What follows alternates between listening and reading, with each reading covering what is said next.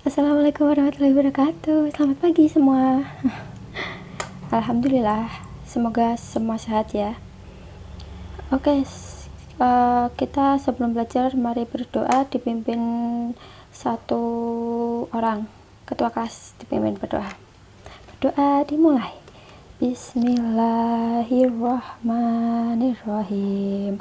Raditu billahi robba wa bil islami dina wa bi muhammadin nabiyya wa rasulah. Rabbi sidani ilma warzuqni fahma waj'alni min ibadikas sholihin. Amin. Baik, materi sekarang adalah sifat dan perubahan wujud benda. Benda-benda dapat dikelompokkan berdasarkan wujud. Wujud benda ada yang berupa padat, cair, dan gas. Setiap wujud benda tersebut memiliki sifat-sifat tertentu. Tahukah kamu apa saja sifat wujud benda tersebut? Sekarang kita membahas sifat benda padat. Banyak benda padat terdapat di sekitar kalian. Tahukah kamu apa saja itu sifat-sifat benda padat? Benda padat tidak berubah jika dipindahkan, seperti tas, penggaris, dan buku adalah benda padat. Ketika benda padat tersebut dipindahkan tidak mengalami perubahan. Sekarang kamu telah mengetahui apa saja salah satu benda padat itu. Jika dipindahkan, benda padat tidak akan berubah warna, ukuran, dan bentuknya. Terus selanjutnya yaitu benda padat memiliki berat, seperti tas dan buku adalah benda padat. Apa yang kamu rasakan jika mengangkat tas berisikan buku? Tentu saja terasa berat kan, dibandingkan ketika tidak menggunakan tas. Mengapa demikian? Karena benda padat memiliki berat. Terus yang selanjutnya adalah benda padat diubah bentuknya. Dapat diubah bentuknya. Pernahkah kamu menyerut pensil? Apakah pensil tersebut bentuknya setelah diserut? Pensil yang telah diserut menjadi runcing kan? Pensil tersebut menjadi lebih pendek daripada sebelumnya. Jika diserut terus-menerus, pensil tersebut akan habis. Pensil berubah bentuk menjadi serpihan kayu, dan inilah yang dinamakan benda padat dapat diubah bentuknya jika diberi perlakuan tertentu. Materi yang selanjutnya yaitu benda cair. Sifat benda cair dilihat ya di bukunya, di buku paket. Sifat benda cair. Banyak benda cair ditemukan di sekitarmu. Benda cair dapat dikemas dalam berbagai botol, misalnya kecap, sirup, air mineral, dan parfum. Perhatikan olehmu benda cair itu. Dapatkah kamu menyebutkan sifat-sifat benda cair? Yang pertama, benda cair mengisi ruangan dan bentuk yang sama dengan wadahnya. Amati benda cair yang kamu temukan di sekitarmu. Amati pula bentuk wadah dan bentuk benda cair yang ada di dalamnya. Benda cair memiliki bentuk seperti wadahnya. Berbagai wadah membuat benda cair yang ada di dalamnya menjadi lebih menarik. Benda cair mengisi ruangannya dan bentuk yang sama dengan wadahnya, itu seperti botol yang di minuman kalian itu. Terus yang kedua, permukaan benda cair selalu datar. Jika benda cair dalam gelas dimiringkan, apakah yang terjadi? Amati gambarnya di buku. Tinggi air A, B, dan A, B untuk kedua gelas tersebut berada. Perbedaan ketinggian air ini untuk menyeimbangkan permukaan air agar tetap datar. Hal ini membuktikan bahwa permukaan air selalu datar. Sifat air ini dimanfaatkan untuk memeriksa kemiringan suhu bidang. Alat yang dibuat berdasarkan sifat ini adalah water pass. Water pass banyak digunakan pada pekerja bangunan. Dilihat ya di bukunya. Terus yang ketiga yaitu tinggi permukaan air selalu sama. Pipa U merupakan salah satu contoh pipa berhubungan. Bagaimana posisi permukaan benda cair jika ada dalam pipa U? Permukaan air ini kedua tabung U yang terbuka itu sama. Keduanya mendapatkan tekanan udara luar yang sama besar. Pekerja bangunan memanfaatkan selang plastik sebagai pengganti pipa U. Tujuannya untuk mengukur ketinggian tempat yang sama. Tinggi permukaan benda cair dalam pipa berhubungan selalu sama. Terus yang keempat yaitu benda cair mengalir dari tempat tinggi ke tempat yang lebih rendah, seperti air terjun itu. Dilihat, mata air yang jernih dapat dijumpai di pegunungan. Mata air mengalir kelok-kelok di antara pepohonan yang rindang. Air tersebut mengalir dari tempat yang tinggi menuju ke tempat yang lebih rendah. Kadang-kadang air tersebut membentuk air terjun. Jadi, sifat benda cair mengalir menuju tempat yang rendah. Air terjun itulah yang dinamakan benda cair mengalir dari tempat yang tinggi ke tempat yang lebih rendah. Terus yang kelima yaitu benda cair menakan ke segala arah. Perhatikan gambarnya. Air memancar dari setiap lubang pada wadah tersebut. Memancarkan air dari setiap lubang karena pengaruh tekanan air. Di dalam suatu wadah, air menekan ke segala arah. Semakin ke bawah, semakin kuat tekanannya. Demikian, air memancarkan paling kuat dari lubang yang lebih bawah. Baik, yang ketiga yaitu sifat benda gas. Gas ada di sekitar kamu, namun kamu tidak dapat melihatnya. Bagaimana sifat benda gas? Oke, yang pertama sifat benda gas yaitu menempati ruang. Kantong plastik dapat mengembung karena di dalamnya terdapat benda gas. Jika benda gas dimasukkan ke dalam air, akan mengeluarkan gelembung-gelembung. Gelembung berisi udara yang tersusun oleh berbagai macam gas. Terus yang kedua yaitu benda gas memiliki tekanan. Jika kamu minum air menggunakan sedotan, air tersebut akan tersedot ke dalam mulut. Apa yang menyebabkan air dapat pindah dari gelas ke mulut melalui sedotan? Ketika kamu mulai menyedot sirup, udara di dalam sedotan berkurang. Hal ini menyebabkan tekanan udara di dalam sedotan turun. Sebaliknya, tekanan udara dari luar sedotan menekan air ke atas. Air akan ke atas melalui sedotan menuju mulut. Hal tersebut terjadi karena udara di sekitarmu menekan air di dalam gas.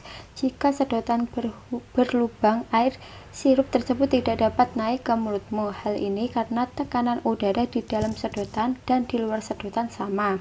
Terus yang ketiga yaitu benda gas dapat memuai. Pernahkah kamu berada di sekitar pantai pada siang hari? Panas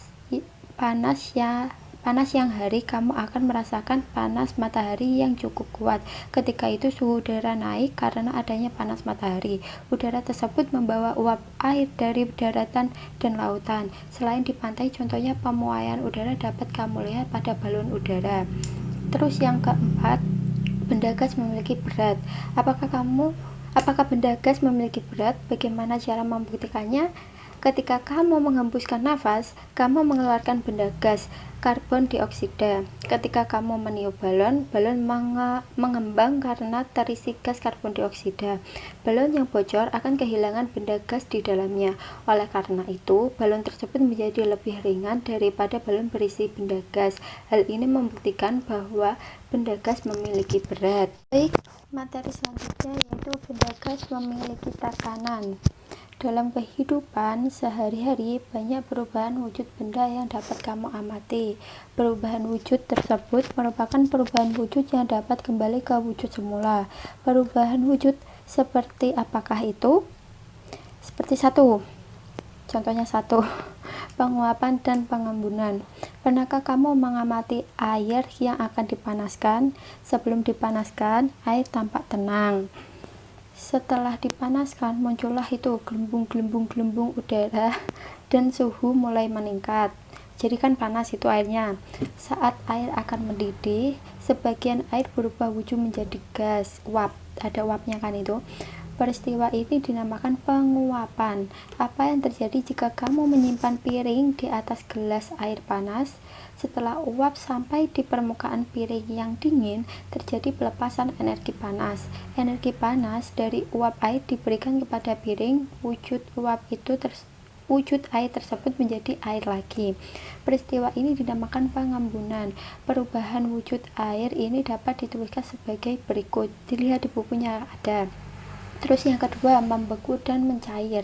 Es krim dan es balok merupakan air berwujud padat. Untuk mengubah air menjadi benda padat, tempatkan air tersebut di lemari es. Di dalam lemari es, air tersebut akan berkurang panasnya. Jika suhu mencapai hingga 0 derajat Celcius, air akan membeku. Perubahan wujud ini dinamakan pembekuan. Apa yang terjadi jika kamu meletakkan es di tempat yang panas? Es mendapatkan energi panas akibat suhu es naik. Lama-kelamaan es mencair. Terjadilah perubahan wujud benda dari padat menjadi cair. Terus yang ketiga yaitu penyubliman dan pengkristalan. Apakah benda padat dapat berubah wujud menjadi gas? Pernahkah kamu mendengar kapur barus?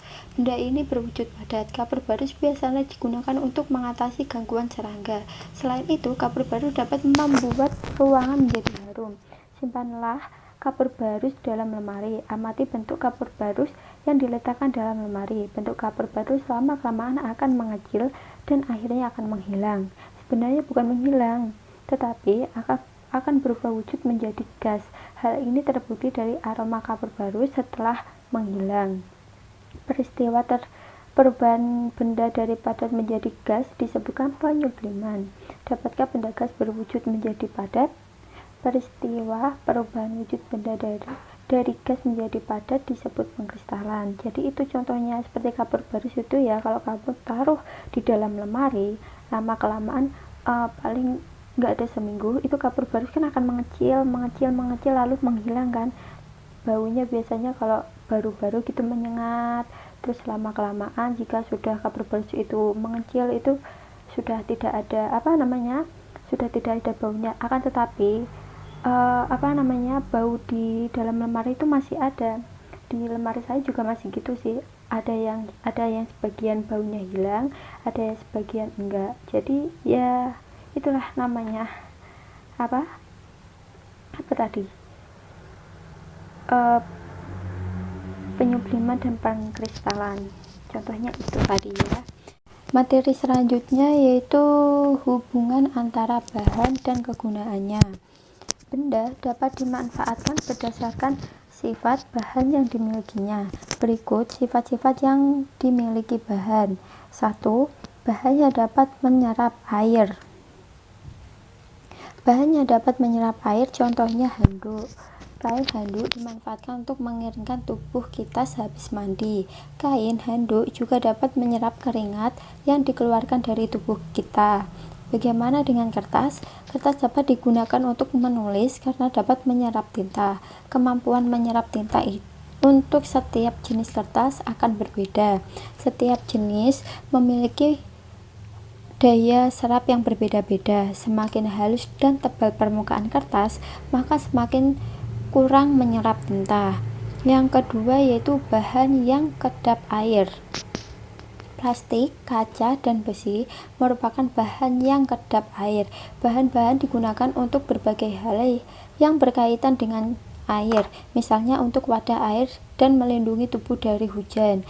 Jas hujan dan payung terbuat dari plastik, akuarium terbuat dari kaca, dan mobil terbuat dari besi. Adakah benda-benda yang lain yang kedap air?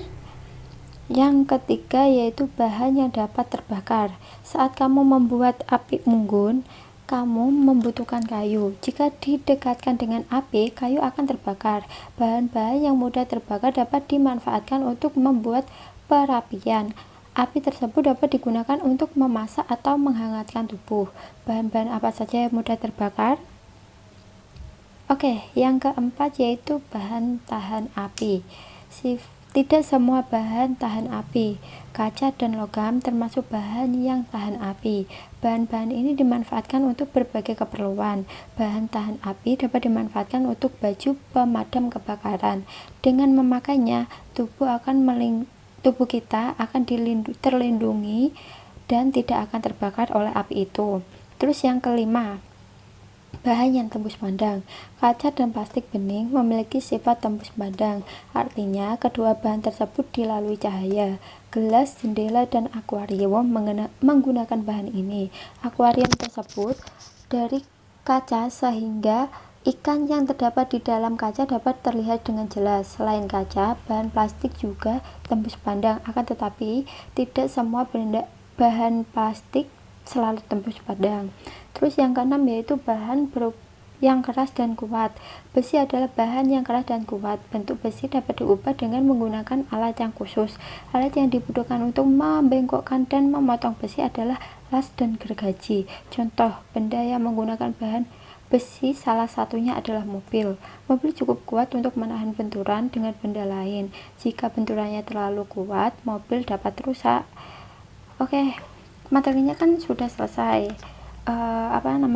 Kalau ada yang belum paham nanti silahkan ditanyakan kembali. Sekarang waktunya mungkin tinggal beberapa menit lagi kan. Itu kalian kerjakan soal esai dan pilihan ganda di halaman 64 dan 65. Mungkin cukup sekian pembelajaran dari Ibu. Materi hari ini mungkin cukup sekian. Besok minggu depan kita bertemu lagi di materi selanjutnya. Nanti kalau waktunya habis bisa dibuat PR. Minggu depan kita cocokkan bersama-sama atau dikumpulkan. Ya nanti enaknya bagaimana kita rundingkan bersama ya minggu depan. Sebelum mengakhiri pembelajaran hari ini, marilah membaca hamdalah bersama-sama. Alhamdulillahirabbil alamin. Baiklah, mungkin cukup sekian yang bisa Ibu sampaikan. Ada kurang lebihnya Ibu mohon maaf. Billahi taufiq wal hidayah wa ridha wa inayah. Summa wassalamualaikum warahmatullahi wabarakatuh.